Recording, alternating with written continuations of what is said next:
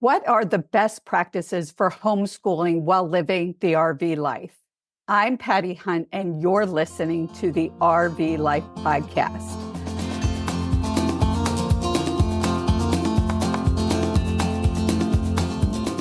When I got on the road over 3 years ago, all of my kids were all grown up. They had all gone through the traditional school setting. And I was a teacher in a traditional school setting for over 20 years. But having been on the road and having taught and having helped raise 5 kids, I know that there are other options for educating our children. Today's guest will provide tips to help you decide if homeschooling or road schooling, as it's called, is for you, and how, if you're looking to road school, how to make that a little easier. My guest today is the expert, and I can't wait to hear from her. Now, this episode is part 2 of our homeschooling series. On September 4th, episode number 97, Jacob Gooding, who had been homeschooled for 11 years and now has a podcast called Ex-Homeschoolers Club, was on talking about what it was like to be homeschooled for 11 years. Now, the RV Life Podcast was created to educate, entertain, and explore the RV lifestyle, and it is my mission to inspire you to live life to the fullest. This week on What You Need to Know, it is brought to you by Open Road Resorts. And I always said they have 5 locations, but I'm here today to announce their 6th location. So they have locations in Montana, Idaho, Texas, Nebraska, just from a few months ago. And now they opened their newest location in Santa Fe, New Mexico. And it's called Santa Fe KOA Journey. And my plan is to get to that location this fall. So I know they are listening, and I'm looking to set up a call because I do want to come check out that location.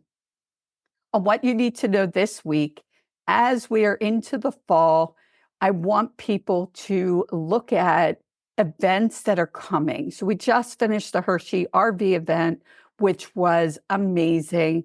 And I know I'm looking forward to the Tampa event, which is Florida's Super Show, is what it's actually called. And it is in Tampa. And I'm looking to make plans of where I'm going to stay and those kinds of things because it's kind of around the corner now. But as you plan for your fall and winter, there are a lot of small rallies, big rallies, meetups, all kinds of events that I encourage you to look for and be part of the community when you go to those events. I think that's the biggest thing for me. This, What You Need to Know, is brought to you by Open Road Resorts, and you could check out all their locations at openroadresorts.com. But let's get into my guest because I am so excited. Nicole Schroeder is a homeschool mom, originally from Minnesota. Her children started out in public schools, and in 2014, her homeschool journey began together as a 1st, 4th, and 7th graders.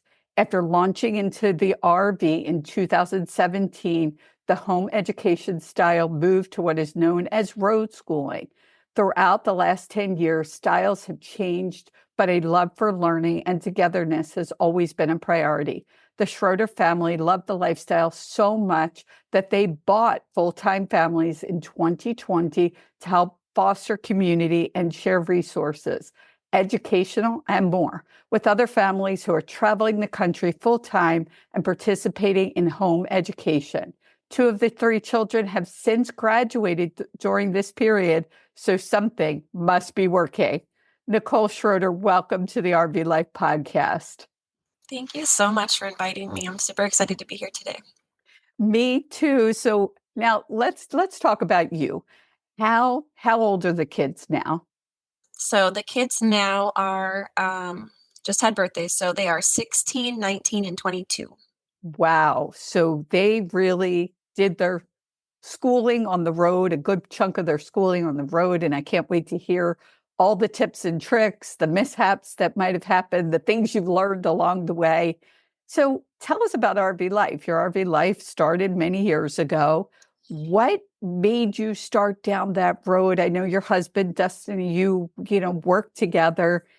What made you guys decide to go full-time on the road? So my husband Dustin has some Verizon stores in Minnesota, and that's something that he started when our second was just a year old when he opened that very first store. And so, as you can imagine, owning your own business takes a lot of time. And so he had been spending anywhere from like 70 to 100 hours a week working, especially at the beginning. Was a huge blessing. We were actually a lot busier than we thought we were going to be. But then, the backside of that is that he was working a lot more than he thought he would be because he didn't have employees at that time. And so, many years later, I had been, I'm just saying, I'd really wish that you were home more. I really want to prioritize our family time now that our kids are getting older. And so we had been taking trips in the RV. Our very first RV was actually a pop-up that we got when my daughter was just a year. And so just our first two at the time. And we had been out in the pop-up and just loved camping. So we went a couple times a year. And then my husband's uncle actually passed away at just 50. He was only 50. And so that kind of prompted him to think like, I might not have as much time as I thought I was going to have. And so he agreed to go on a 9-month trip with me. We thought we're going to take the kids basically for the school year. We had already been homeschooling for a couple of years. And so we thought this will just be like a great trip for us. We're really going to bring history alive for the kids and really just focus on our family time and growing together. And so I'd say like that first year, we really focused on locations. We all had a list of places that we wanted to go and things we wanted to do. And it was basically a huge vacation the first few months. So the kids loved it. We were eating out. We were going to all of the, the fun amusement parks and, all of the festivals, and quickly found out that was not sustainable. Kids were missing friends at that point. And so we were kind of thinking about, what does this look like?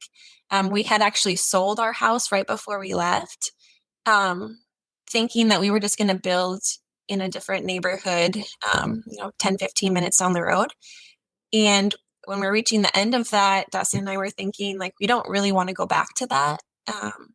Kind of like that first 9 months really just changed how we looked at life. And we really, there was a transition period, growing period, and you're in a house, then you're in a camper, close proximity. Dustin's used to working, 70 to 100 hours a week. And now he's not going into work at all. The kids are seeing him a lot.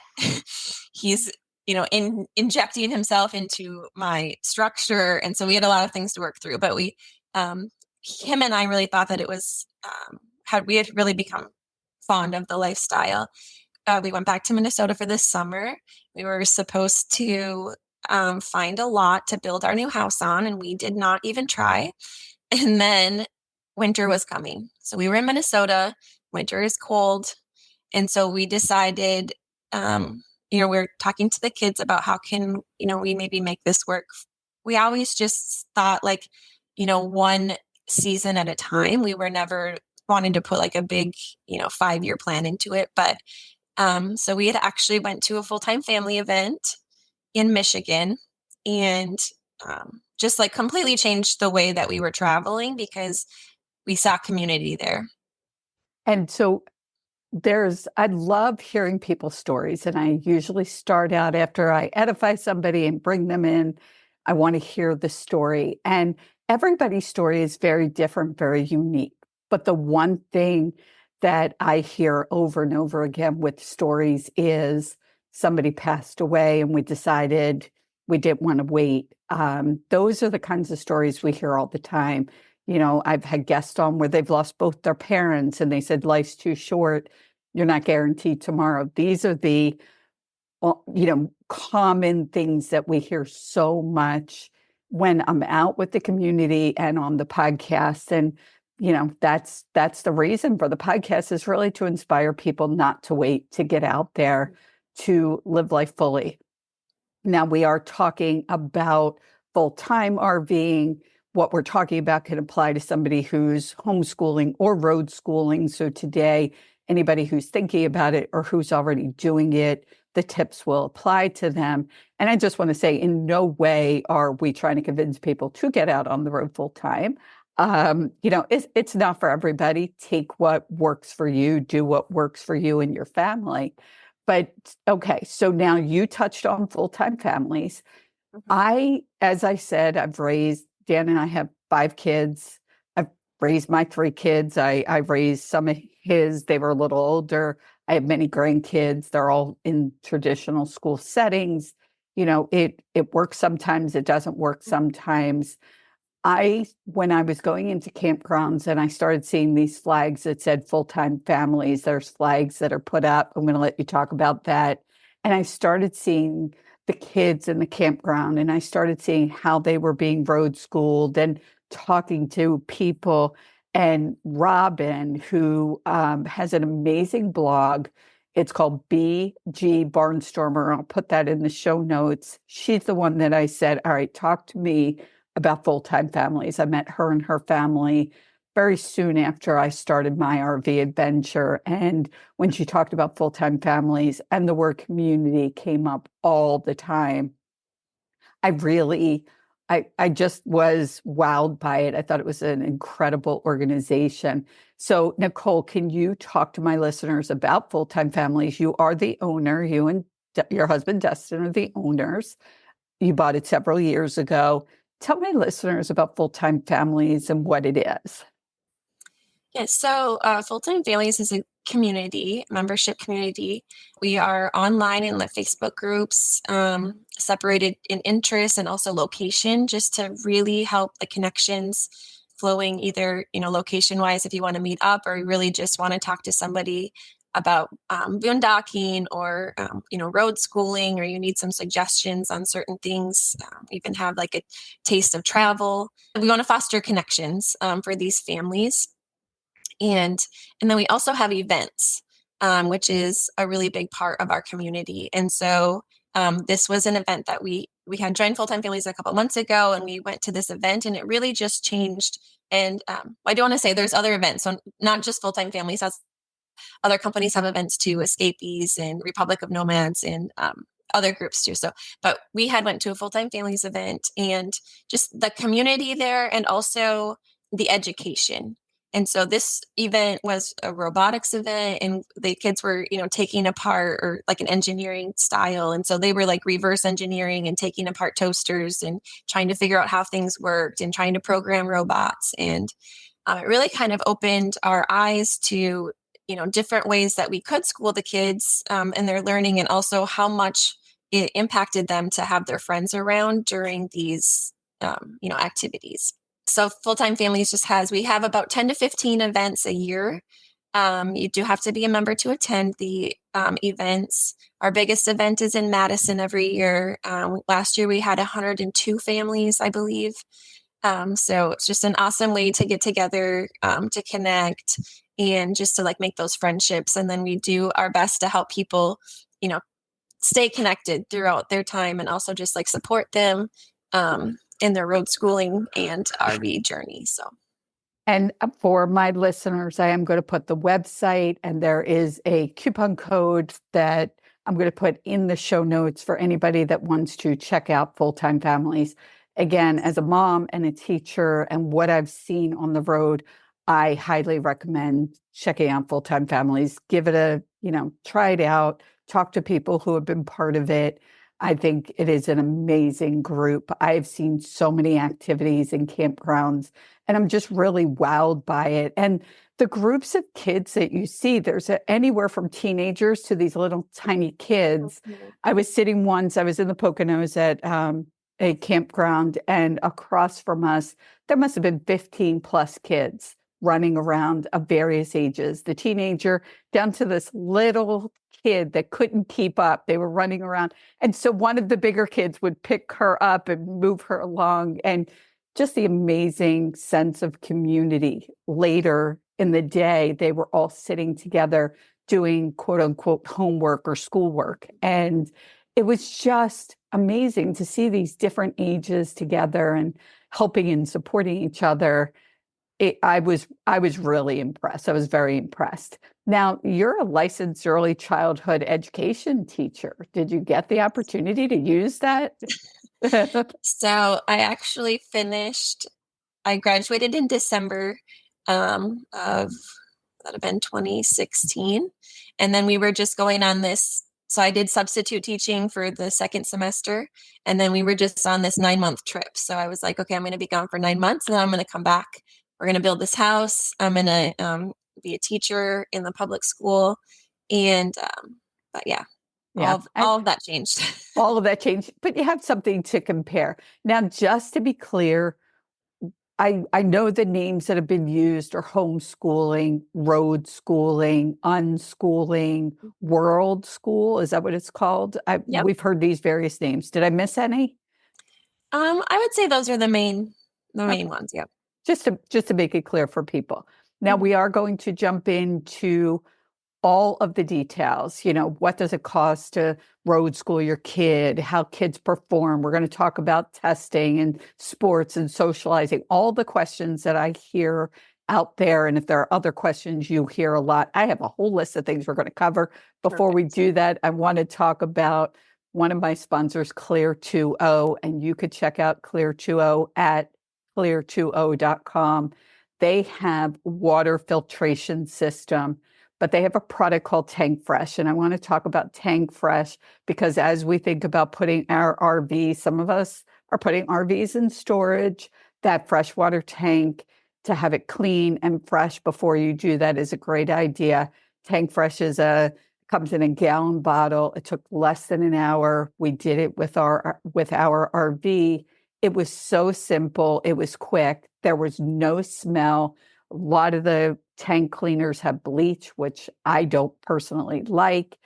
Clear 2O has a product that is incredible, and I recommend you go to clear20.com to check them out. There is a discount of 20% in the show notes for people who want to try out their products. Okay, so let's talk about um, there's so many big things that people think about before they decide to homeschool or road school. Give us like that one thing that is probably the biggest thing. And it sounds like you kind of went through that yourself because you started homeschooling your kids. Mhm. What is one of those big things that parents could do to start that process or decide, is this right for my kids? I know a lot of people will say like, I can't do this. I could never do that. And I think you have, if you feel a calling to it, I feel like, you can definitely be successful in it. If you're wondering if it's a good fit, I would say just start out with like read aloud. A read aloud is a super easy way to kind of get into it. You can kind of see how you're connecting and just have, just that voice for your children. So that was one of our very favorite things that we were doing, was doing read alouds with the kids. And so you can, let it be fun or let it be, super educational, like a biography or something. Um, the kids' favorites were always when we read a book like, BFG, and then the movie came out. And so then we'd have like a pizza party and watch the movie together after we had read the book. And so I feel like that's a good inkling to, can you engage with the kids while reading aloud? Are they, is it interactive? Can you talk about different parts of the story? Are they listening? Um, Super simple, I think, first piece to figure out if that could work for you. Right. And as both of us are teachers, I think, and again, this is probably when I go into campgrounds and I talk to people who are road schooling. I talked to a woman, she was in a fifth wheel with 5 kids. She was road schooling. She traveled with other families. She was the one that kind of created curriculum and what she was doing. And while we were talking, she said, she was homeschooling her kids or road schooling her kids. And I said, well, I was a teacher for 20 years. And it was a shame because she visibly took a step back as if she felt I was going to judge her. And I said, no, that's there. So one of her concerns, and we talked thankfully, and I was like, there is no judgment. And I'm saying that to everybody listening, do what works for your kids. I believe that traditional schooling has major limits on it. I talked about that when I talked to Jacob, and we could get more into that. Um, So, and she was concerned because one of the kids wasn't reading at what she thought their level of reading should be. And there was just this conversation about kids growing and learning at their pace. She's got 5 kids. You can't compare them. The 5 kids that Dan and I had together, they were totally different kids. And, but you get to first grade or second grade and you see other kids are reading, let's say, and her one kid wasn't reading where she thought they should. And it's a like they catch up, they learn, they get it. They might get it at another time in another way. It's the same as when we compare our kids. My one kid walked before she was 10 months old. My youngest didn't walk till after she was 1 because all the other kids were constantly picking her up. So, but can she walk today? Yes, she's a grown adult and she could walk, no problem. And I think that's the same with education. So I guess what I want to ask that comes up a lot in this, does somebody need to be an expert in all subjects? I taught science. If you try and put me in an English class and teach, grammar, I'm done. I'm lost. Could I learn it? Yes, I don't want to. So for parents that say, well, I don't know about calculus or I don't know about biology, do people need to be experts in all subjects? Definitely not.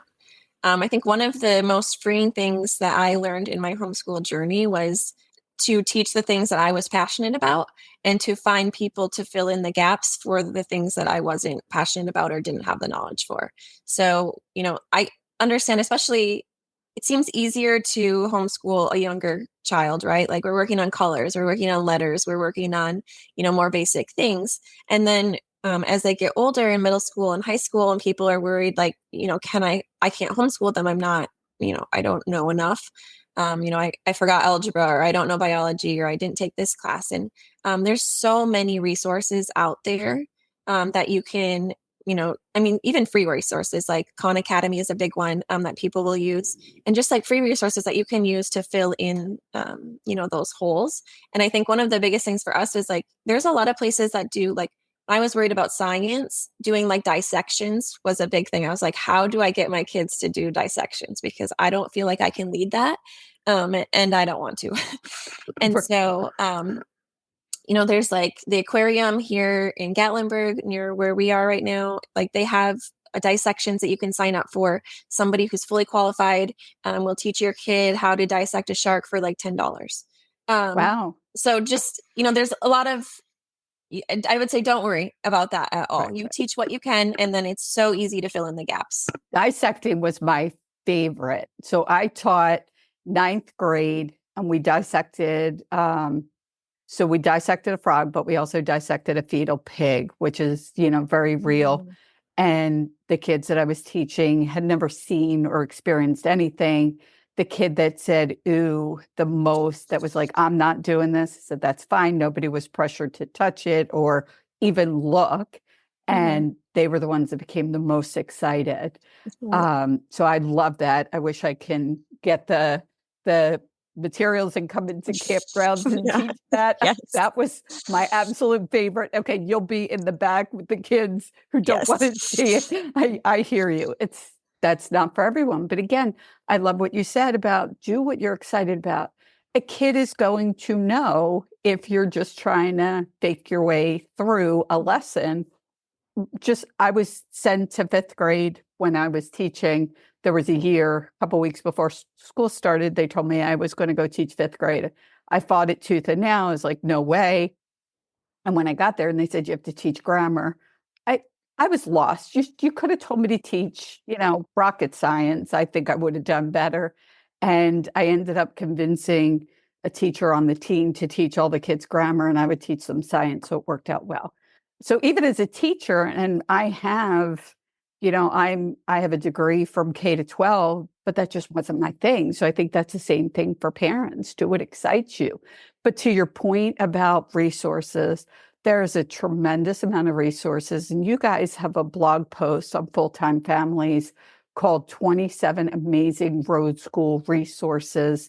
And I just started to read some of those, and that is just an incredible wealth of information. You want to talk a little bit about some of those resources? So, I mean, I went through and just picked out a bunch of lists. And so, a lot of things that we're hearing are, like I said, Khan Academy is one. There's like an easy peasy, like all in one homeschool, time for learning. And so, those are great resources to go on. There is a ton of Facebook groups that you can go into to find resources for. And then there's also unit studies that you can do, which have been really popular and work really well for road schooling as well. And so for unit studies, basically, like you pick a topic. So let's say we're gonna, learn about ice cream even. And then you're learning about maybe for math, you're gonna poll all of your neighbors on like what is their favorite kind of ice cream. And then, for English or language arts, you're gonna, write a story about somebody who loves ice cream. And then you're gonna go to like an ice cream shop and maybe you can get a tour, or like a dairy farm and get a tour on, how this process works.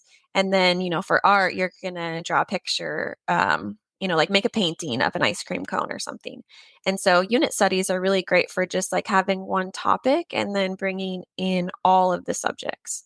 So lots of different resources there, tons of different homeschooling blogs that are full of resources that you can use. Also, national parks are full of resources. And they also have the Junior Ranger program, which is very popular among road schoolers. And even, I mean, even if you're taking a vacation, highly suggest checking out the national parks and the Junior Ranger badge. Basically, they have a booklet that you can get. Most of them are free. You can get them at the visitor center, and then they just go through and talk about different things about the park. Like, maybe you're in the sequoias, and they're talking about different types of trees and how can you tell how old this tree is, or what does this tree need to survive, and then talks about the different areas. And younger kids might be doing like a word find or something, and older kids are doing things that are more suitable for them. Museums are a huge one. Check out museums. There is a museum, you can get a membership for a museum, and it is the ASTC. And then when you buy that, wherever your location is, like you can buy it in your hometown, and then that's good for like 400 museums around the country, just for that one price. And so there is a few tricks on how to get it for the least amount of money. And then, you can go to the more expensive places, usually a certain number of people they'll allow in, but, just all kinds of resources and different places that you can go. And what I like and what I've seen is, again, this can be very affordable. You Mhm. can make it so you're, like you said, you have memberships to certain things. There's museums you could go to. Sometimes museums will have times of the day or days of the week that are discounted. So for people who are saying, okay, I can't afford to take 5 kids to these things and do certain things, there's a lot that you could do budget wise that makes it affordable. And that's probably a whole podcast episode in itself of, anybody, I'll put it out there, anybody listening to the podcast, please put in the podcast, there's a review section, any tips that you have at any time, or reach out on Facebook or Instagram at RV Life Podcast and put your suggestions in, put what works for you and how you've managed to do certain things. Again, whether it's cost effective or you decided that you're going to spend money on certain things, like you said, it's all about community, and sharing what people are doing is certainly helpful. Um, I have seen and talked to people who have an online program, and I know in the 27 amazing road school resources, I'm not going to put you in the spot to remember those all. I'm just going to lead people to that resource. But there are online where it will teach the math type. So if you want to make sure your kid is learning algebra, it will Mhm. teach that. I also have heard parents talk about their kid became interested in biology, let's say, and there was a program, there was something they could do specifically that went along with their interest. And I love that idea. Sometimes you have a 7, 8 year old that's interested in something that in our regular school system isn't necessarily school appropriate. I Mhm. have my grandson is 8 years old. He's very into videography of all things. So I do my videos now with my phone and a gimbal. I don't know how to use it, but he took that thing and figured out how to use it. So that would be something that, could it's learning. You're still learning. Some people would say, well, that's not age appropriate or no, as kids learn. And if they can learn within hands on, a lot of times that is a better way to learn. I'm just going to take a little break and talk about a fantastic way to save money on diesel fuel. Um, Open Roads Fuel Card. This card is free to sign up for. If you have diesel fuel, it is the best way to save money on diesel fuel. I've used this card for over 3 years. And every time we'd stop for gas, we used the diesel fuel card, the Open Roads diesel fuel card, and have saved so much money over the last 3 years. My husband and I traveled back and forth across the country 3 times. We had a 125-gallon diesel tank. It used a lot of fuel. It was not fuel efficient at all. And being able to save money with this card was so great. It just, when you're on the road, you are looking to save money wherever Mhm. you possibly can. You could go to this card. The link will be in the show notes, myopenroads.com, and find out all about the fuel card. Okay, let's talk. So we talked about cost, and I think people can make it cost effective. Sure. Again, it's learning, it's knowing where your particular kids are and how to, provide that education. I go back to thinking about the traditional way that, it used to be by third grade, you were memorizing multiplication tables. I hope Mhm. in today's environment, people aren't necessarily doing that. I don't think the road school community is necessarily focused on that. I will say, and I'm embarrassed to admit this, but when I was in school and we were learning about percentages, you sat at a desk, you were talked at, you had your book, and I was trying to learn about percentages, and I did not get it. I did not get the concept, and obviously didn't feel good about that. And one day, my mom and I were out shopping, and there was a 20% discount. Well, I wanted to buy that thing. So she explained percentages in a way that was like, could I get this item or not? And from Mhm. there on, I understood percentages. I think making it a real life experience has is a huge advantage in homeschooling in general. But just like you can make things.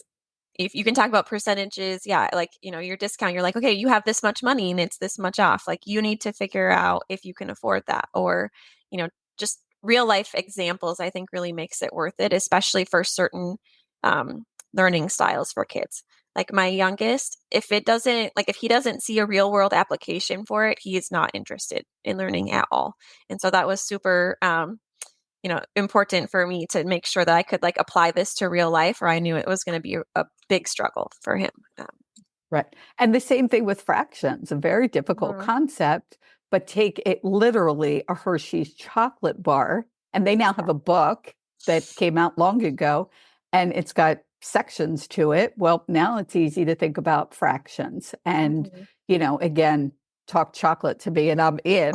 Um, Right. but I think that real world really helps. Mhm. Let's talk a little bit. Again, these are questions that I've gotten and I've heard, Mhm. and jump in with any questions you feel like you hear a lot.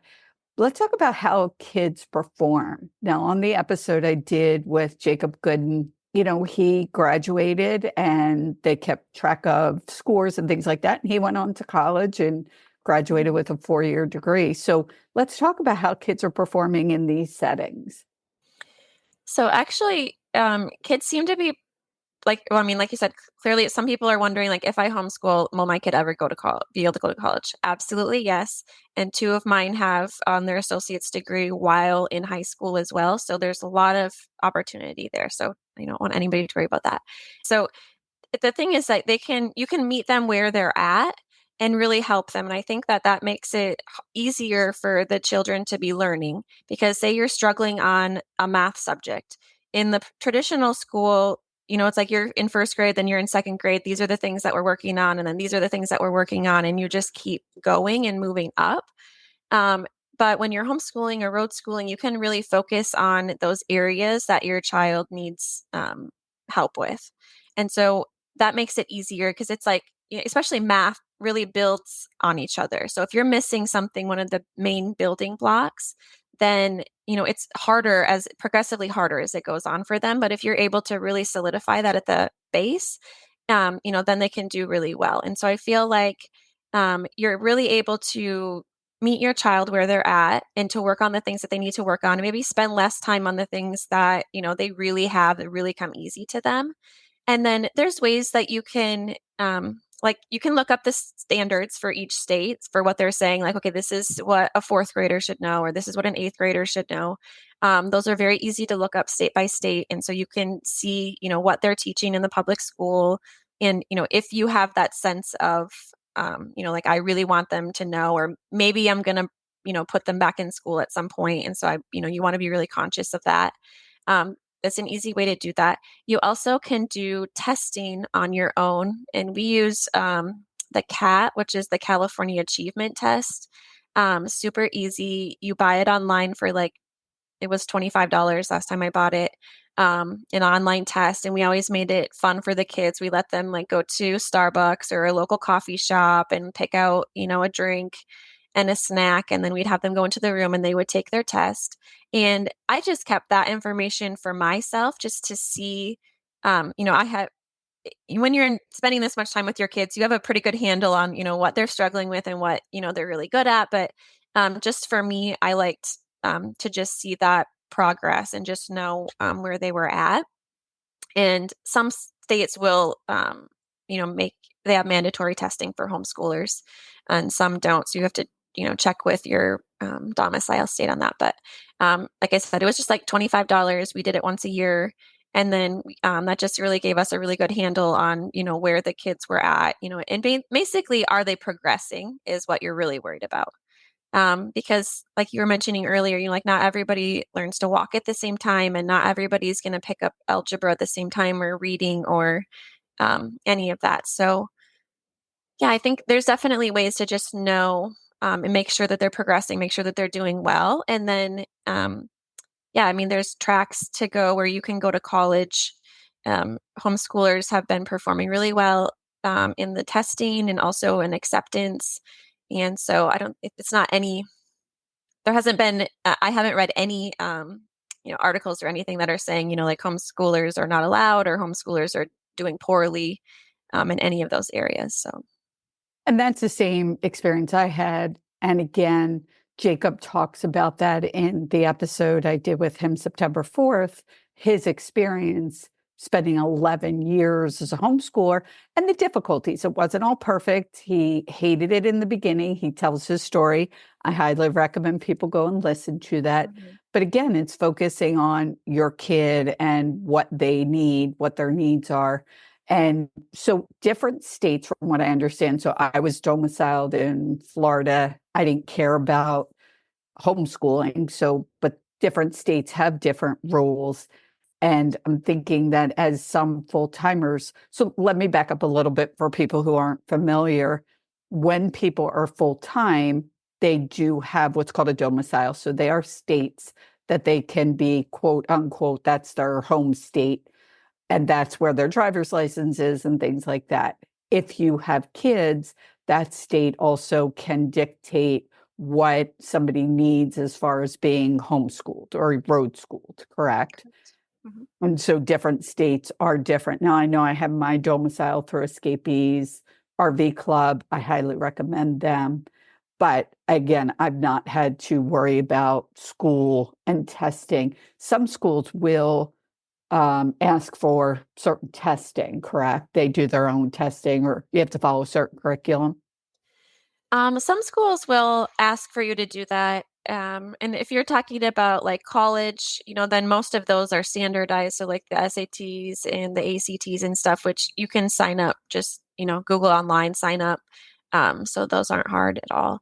Sometimes the colleges or, some of the like private high schools or such will have like an entrance exam, but they'll typically just offer that like in person at their campus um, to go through that. So yeah, it's pretty easy, I would say. And most of the time, like Florida is it's very popular for full-time RVers for many reasons, homeschooling rules being one of them.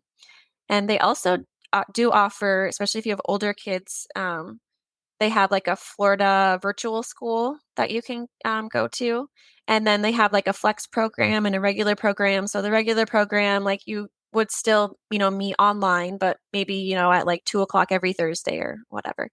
And then they have like their flex program, which is basically like on your own pace. And you just have to, progress every week and check in with your mentor or teacher. And so there's a lot of options for schooling, especially like older children as well, older students. So, Right. So the parent who says, I just don't think I could do this. I don't work well with teaching, quote unquote, teaching my kids. And I think I saw this a lot when we went into COVID and the lockdown and parents having to monitor their kids and quote unquote teach them. It was sad. And there were a lot of people that felt like they had to do a lot more. mhm, Obviously, we as a country and teachers were not prepared for that. I don't see that in the RV, the road schooling situation. And like you're saying, there are programs where a kid can get on every day and listen to certain subjects. So if the parent just really wants hands off, they just want to do their thing and they don't do well with quote unquote teaching a kid, there are those programs as well that correct. people can sign up for. So you have so many options. And that's really what I wanted to bring to light here on this show. Like you said, testing, they're doing well from what I understand. And I don't have the statistics. I should have read them. Sometimes homeschooling situations, they're actually excelling. Right. But now I want to talk about another big topic that's asked all the time. And that is, my kids aren't part of sports. And what about socializing? So, what about kids that are road schooled? How do they keep up with friends? How do they do sports? How do they socialize and learn how to talk to people? Yeah, so I guess we'll take them like separately a little bit. So Yeah. socialization is definitely a lot of people outside, even for homeschoolers, just in general. If you're not in that mindset, people are wondering like, how do you get socialized? And I think they're thinking people are just like learning inside the four walls of your house and you're not getting out. And that's actually couldn't be further from the truth, especially for road schooling.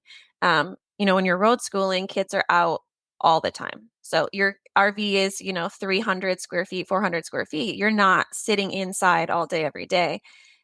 So they're outside learning, they're outside with their friends. Um, so there's lots of different options, like we were saying before, it's like they're going to national parks and they're going to museums and they're doing, natural history reenactments. And so they're interacting with people constantly.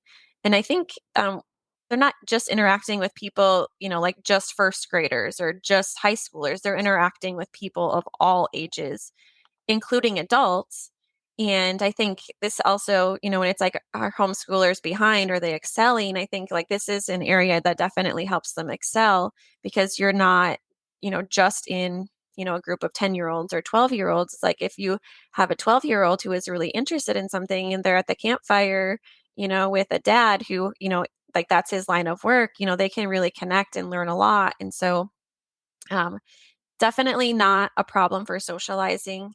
And we actually had a time, so we went like 3.5 months where we were not alone one single day.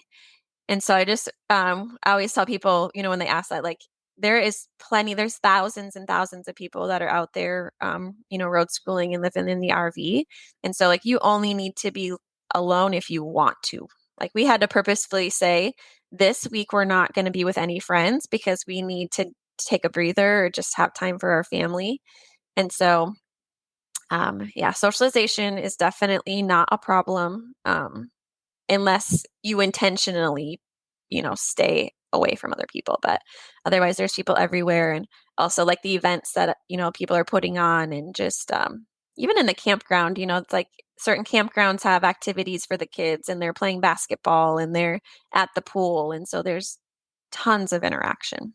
Right. And one of the things that I've done some other podcasts on it, but there is also a Facebook group just for kids, if I'm saying that right. So, like their friend that they met in California and now they're in Arizona, they have a safe space. And if I'm not saying that right, correct me, please. But I thought there was a Facebook So, group that was for kids or a so way there's to communicate. Sure. So there's a few different ways that kids will like communicate and stay in touch when they're not in person. So Facebook like they have a kids messenger, and That's so what some it people is. will do that. There's also Discord. It's like Full Time Families has a Discord channel that's monitored, and so the kids can join that. People that are members of our group, and then also, I mean, kids are connecting on Instagram, and kids are connecting through their, gaming that they're doing and just text messaging and things like that as well. So lots of different ways, thankfully, with technology that kids can stay in contact. And I know that some people will also like encourage their kids to do like Zoom calls or FaceTime with their friends, just so they can also see them and not just be messaging as well. And then most people in the RV community are especially if you've been doing it for any amount of time, are very intentional about meeting up with friends. So they'll have meeting points like we're going to be at this event or we're going to, all explore, this national park together. And then maybe they'll split off for a while, but most of them tend to kind of weave in and out. So they know, you know, we're going to see these people at this time to just continue and foster those relationships as well. And I have seen that with little and on the outside, I've seen a lot of that and kids that get together that saw each other clear across the country and now they're seeing each other. I think I just have seen a lot of really cool, you know, get-togethers and people doing those kinds of things. So there is a lot. You've given so much information. I'm sure my listeners are going to have questions for you. How can people reach out to you? So Full Time Families does have a big group for non-members, and so it's just Full Time Families on Facebook. And so you can request to join that, and that is a wealth of information in there. If you're looking for, if you have a question for me specifically, Nicole at fulltimefamilies.com is my email. And so you can send messages there. And Okay. then, do you want me to check on sports really quick? Can I just talk for just a Oh, second on yes. sports? Yes, Yeah, please okay. do. I forgot about that. Sports, yes. Okay, I'll just be real quick. So sports, there's a lot of different ways that people are doing sports, but a couple of ways, especially like Florida is a big place for people to winter. And they also do, I know like Vegas and California has similar things, but there's like an organization called I-9, I believe, where the kids can sign up. And so a lot of parents are just taking a season, maybe 2 to 3 months, and just kind of staying in a local area so that the kids can get that sports experience, or maybe going back to their home base for, whatever the summer or, depending on which sport that they're doing. Um, and then also different sports, like, if you carry a basketball with you or pickleball or something like that, kickball, there's just a lot of opportunity. We tell people to just, like you can find people to hang out with, to do sports with. So maybe it's not in a competitive setting, but you're still able to kind of drop in and do those activities as well. So. Okay, so we've covered a lot of the questions. And again, I'm going to put all of your information in the show notes for people. And I'm going to say people can there's a review section on any podcast platform that they're listening. I certainly welcome comments. I would love to hear from my listeners. And if there are questions for you, I could pass it along. People could also reach out to me on Instagram or Facebook at RV Life Podcast, private message me, leave a comment, whatever, because this is all about community and helping each other to get the information. And while you gave so much valuable information here, I know it's also sparked some other questions for people. I do highly recommend the blog post in Full Time Families with 27 resources. I found that was, just again, a wealth of information. Okay, as we wrap up, it is now time, and we have a lot more to cover. I'm going to ask you a question. It is now time for the question of the week, and this is brought to you by Open Roads Innovative Toll Solutions. And this is a toll pass that covers all of the toll roads across the country, all 48 states. Somebody asked me, I was at the Hershey show, and they said, well, there's a monthly fee. They were arguing with me. I said, no, there's no monthly fee. It is $24 a year. And it covers, yes, Nicole just went, wow, which is what people do when I mention this. And I'm excited to get it out to people because I know that having the toll roads and going back and forth across the country 3 times, I paid a lot of money in fines. So not only does it cover all 48 states, and you have an app that shows you your toll went through. If something is a problem, they have concierge service that will work through it for you. You either go on your app or you call, and they will take care of it. So I love this toll pass. Check it out at My Open Roads, and there's a drop-down menu for innovative toll solutions. It will be in the show notes. So I have a question for you, Nicole. What is on your bucket list, something that you've done already that you would recommend to my listeners, or something you are planning on doing? Bucket list item. I always put people on the spot. They don't know it's coming. I see you're thinking. Yeah, so we've RV'd in all 50, well, we've camped in all 50 states and the Baja of Mexico and Canada. I would say, I'll do 2 really quick. For the US, I would say Vermont in the fall is amazing. Burlington was one of our favorite cities. So much to do and so beautiful. And there's tons of factory tours, which are awesome for road schooling. So interesting. And then if you have ever been thinking about doing the Baja of Mexico, highly recommend it. Definitely a bucket list trip. And so as you talk, thank you. And I like those suggestions, places I've never been. So I'm always taking notes and adding to my bucket list.